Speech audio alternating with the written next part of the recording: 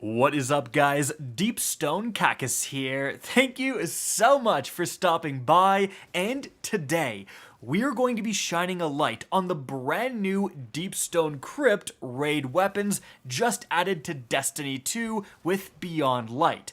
Guys, these are perhaps the most meta-shifting, most impactful raid weapons we have ever seen in Destiny 2, rivaling the original Leviathan raid back when guns only had one main perk except for those Leviathan raid weapons. Seriously, they are that powerful, and so let's get started.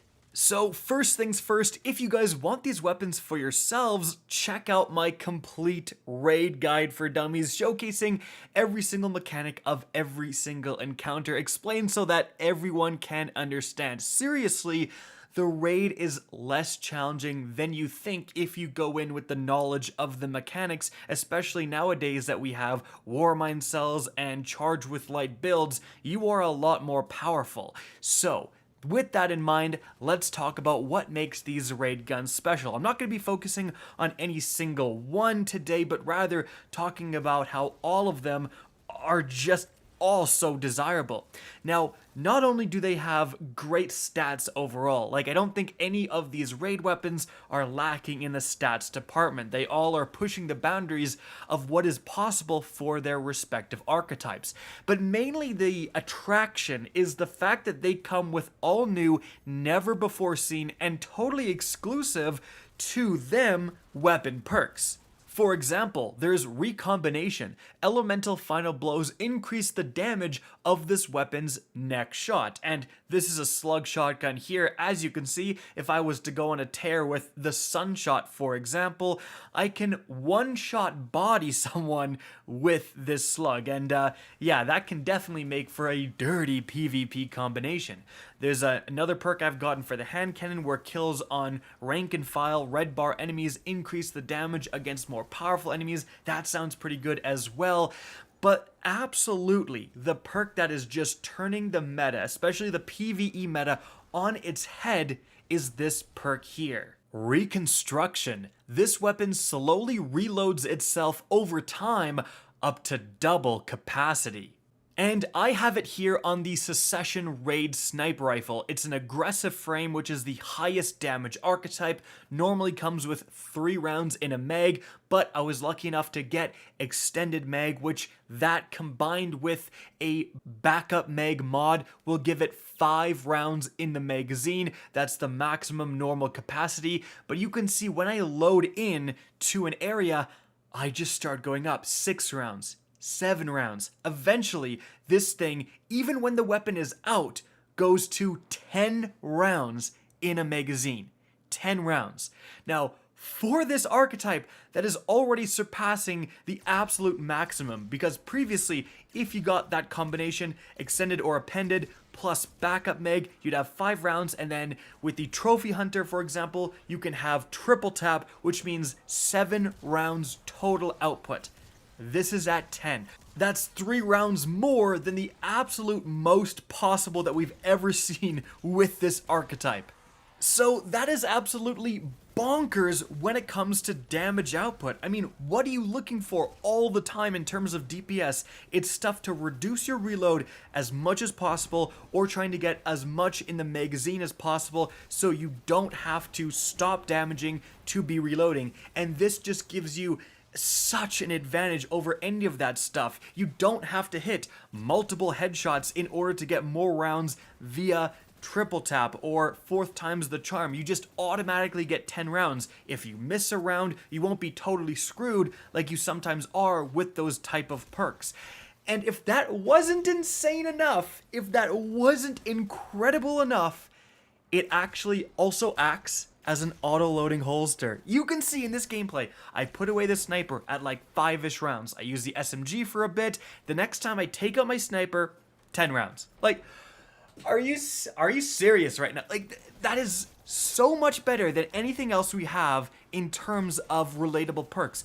Auto-loading holster is already S tier when it comes to certain weapons. The first in last out with auto-loading holster is considered a god roll. Certain grenade launchers with auto-loading, absolute DPS god rolls, because it lets you switch weapons instead of, wasting time reloading and then switch back. You already have shots ready to go. This will kind of let you do that. It reloads a little bit slower over time, so you likely won't be able to get that much of it out of a single damage phase. But still, the fact that you can go ham on a boss with 10 rounds of sniper rifle. By the way, this thing can also spawn with Vorpal. Reconstruction Vorpal. Think about that for a sec. But you can go ham with 10 rounds, put it away, and next damage phase, it'll be totally ready to go with 10 more rounds. But here's where things go from bananas to banana sandwiches, because I have Reconstruction on the Succession, and I have that roll to increase the magazine size, so it's a very easy gun to show it off to you guys how powerful this perk is. But Reconstruction spawns on every single piece of raid loot. That means the machine gun, the hand cannon, the slug shotgun can all get this Reconstruction perk. So with that slug shotgun, slugs are already top tier when it comes to damage output. The first in last out slug is highly recommended to use in the Deepstone Crypt. The damage output against the final boss is one of the best. Like, it is S tier for PvE.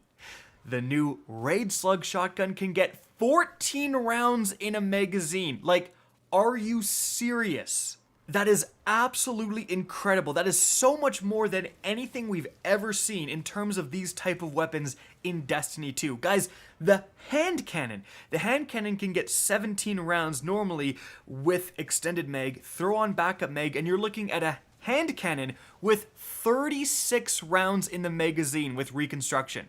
Like, that is what auto rifles have. That's insane. The machine gun, the 450 RPM machine gun with Reconstruction can get 150 rounds or potentially more in the magazine. What the heck?